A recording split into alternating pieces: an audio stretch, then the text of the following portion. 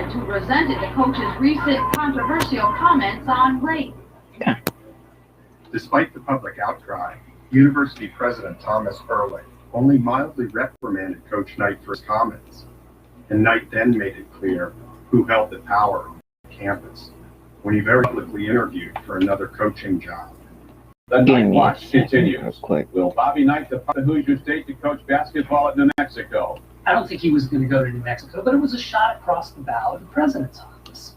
All of a sudden, you've got people demonstrating outside the president's residence. Hundreds were rallying outside the assembly hall, showing support and trying to persuade Bobby Knight to stay. It just went to show just how big Bob Knight had become in Indiana. Knight stayed at Indiana and was inducted into the Basketball Hall of Fame in 1991, but the world was changing around him, on the basketball court and beyond.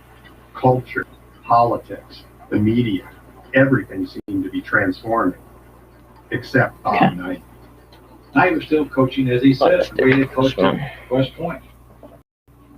You don't coach at Indiana where you coach West Point in '65. In 1992, for the 5th time in his Indiana career, Knight reached the Final Four.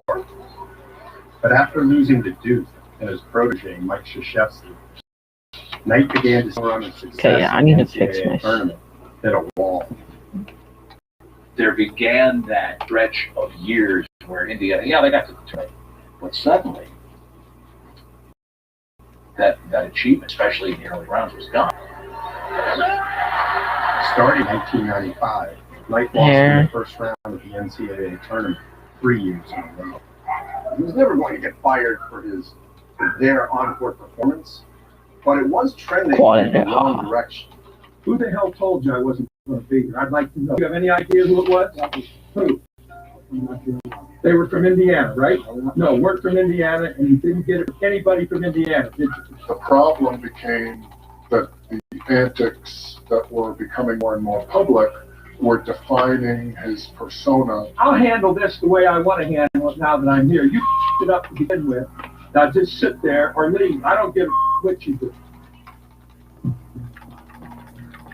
Knight is a student of power, and he felt that he was in this constant state of conflict with anybody who might impinge on his fiefdom, which included administrators, professors.